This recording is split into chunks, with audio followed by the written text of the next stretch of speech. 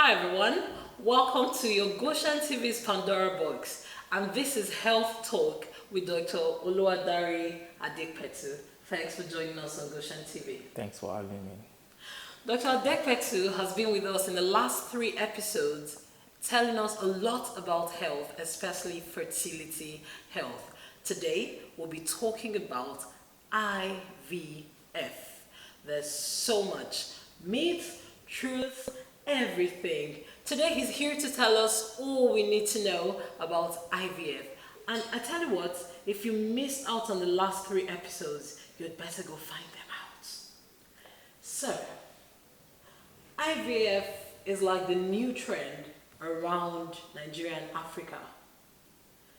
And some people say, I'm not going to do IVF because I don't want to have test tube babies. Others say it's a medical miracle. What do you say about IVF? Well, IVF is one of the medical knowledge that has been revealed to men to solve uh, problems of couples battling with infertility, to bring happiness into homes. It's a little knowledge that has been revealed to men. So, and it's a new field of science, and it's still evolving. So that's IVF. So is that like creating babies? Well, I don't want to use the word creating babies. Each time this question comes up, it sounds as if we are playing God. No, the like my boss will always answer that question. That the reason why we do this, that's what should be examined. Are we doing this for pride, or we are doing it to bring happiness to people? If it's for pride, then you can say, okay, we are trying to play God. We are not. It's ultimately, when it comes to IVF, ultimately God still reigns supreme. God still decides whether the IVF will be successful or not. So it's still, IVF still falls within the practice of medicine, and the global slogan of medicine is we cure, God heals. So IVF, we try our best, God gives children. So how exactly does IVF work? Well, if I'm going to answer that question on the surface, just like you asked, IVF is simply making you stimulate the woman to produce eggs, collect the husband's sperm, take the two to the lab, fertilize the egg in the lab, form a baby, then bring the baby out, put in the woman's womb to grow. That's IVF in layman's language. Okay. Thank you. It's often said that people who I can't really say people who've had the experience, but it's often said out there that the first time you attempt an IVF, it fails. Is that true? That's not true. See, when it comes to IVF, whether or not it's going to be successful depends on so many factors. Now, IVF generally or broadly is in three stages now. The first stage is the stage of making the woman to produce eggs. To a reasonable extent, we have control over that. We can guarantee you there will be eggs. And the second stage is collecting the eggs from the woman, collecting the sperm from the man, and fertilizing the eggs in our laboratory. The science have gone beyond that. To a reasonable extent, we can guarantee you there will be embryos. Embryos are microscopic babies. Now, the third stage is taking these microscopic babies and putting them in the womb. Now, once you do that, once we put it in the womb, that's the end of science for now. So God decides whether there will be baby or not. So the first could be successful, and the third attempt may not be successful. So it depends on the number of factors. Now, these factors will include, one, the quality of the embryo transfer. Now, the quality of the embryo transfer is a factor of the quality of the egg used and the sperm used to form the embryo. Another factor that determines this is the quality of the endometrial lining of the womb. That's the internal layer of the womb where the baby is going to grow.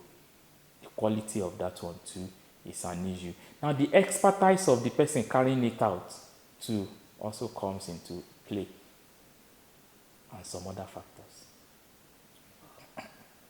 I'm made dumb at this point.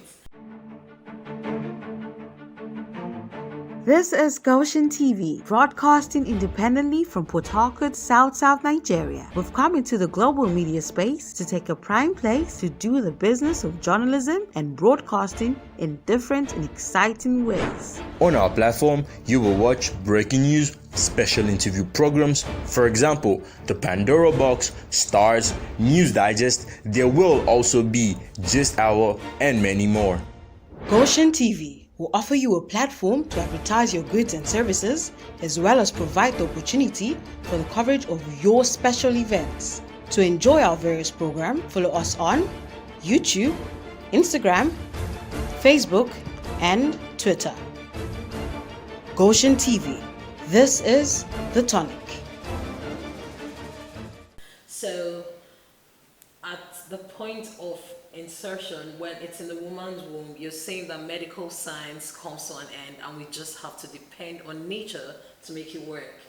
As a matter of fact, my practice is once I finish the transfer, tell the woman, this is the end of science, we wish you well. That's my practice. And we just have to pray and hope it works, right? Yes. Oh, help us. All right. I'd like to ask, can you determine the gender of the baby that's raised by IVF? Yes. The determination of the gender of the baby is through a procedure called pre-implantation genetic diagnosis. That's PGD. Now, it's available in Nigeria, so it's not something that is far from us.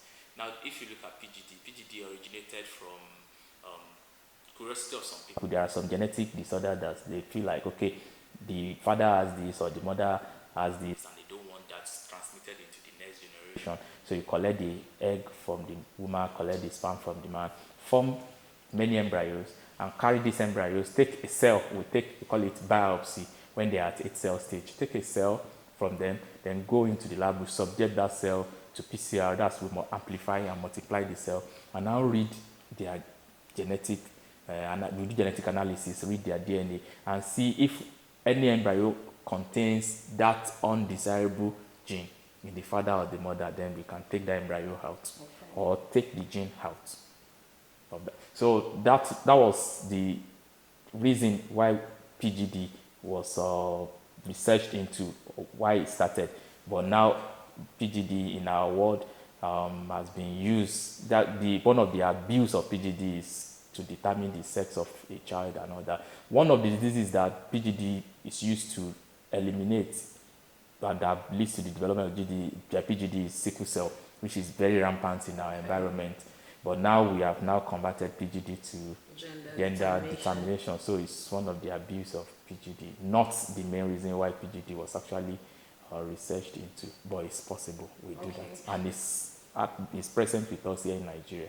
What about the number of children? We've observed over time that you have multiple births in many cases of IVF. What's responsible for that?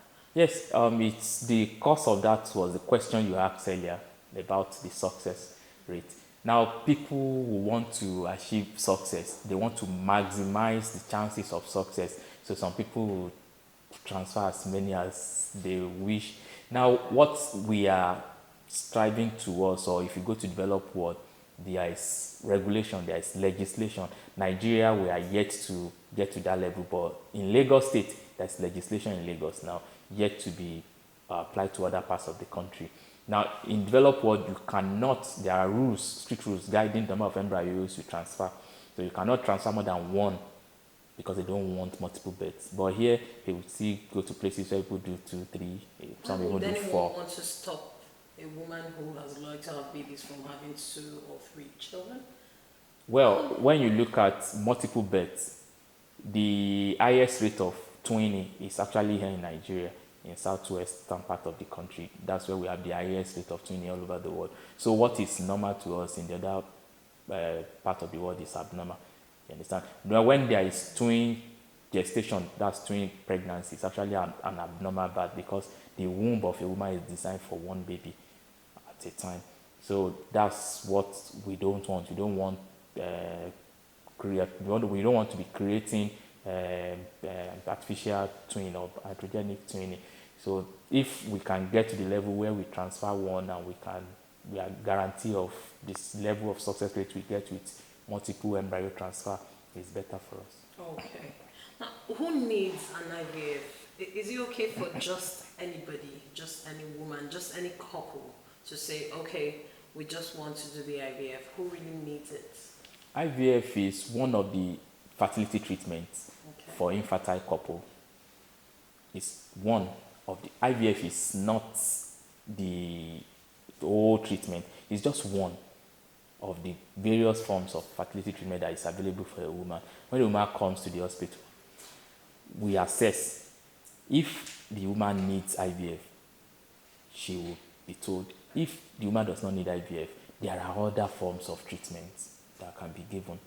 Now, for people who need IVF, when it is established, the advice is go for it early. The earlier you go, the better, because as the age of a woman continues to increase, the age of a woman is a key factor in the success of IVF. As the age continues to climb up, the success rate goes down. Jesus. Okay, one final question, sir, we'd like to ask. Can an average couple afford IVF? Because that's people's biggest fear. IVF is relatively affordable. I cannot come on here and be putting a price to IVF here, but it's something that is relatively affordable. And there are many IVF clinics in town, and the different clinics have different payment modality. Some people like us, we have payment modality that is affordable to an average Nigerian.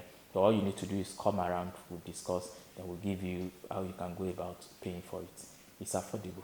Thank you.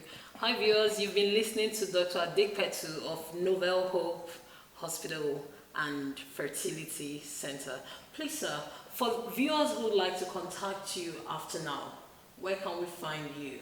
Yeah, Novel Hope Medical and Fertility Center is located at number 12B, Makele Estate off Akpara NTA East-West Link Road, inside New Rumigbo Layout, Port Harcourt.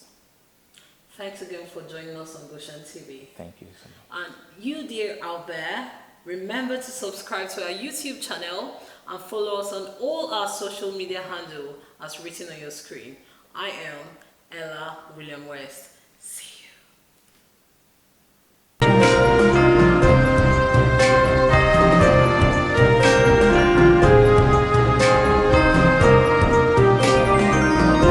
Audio Jungle.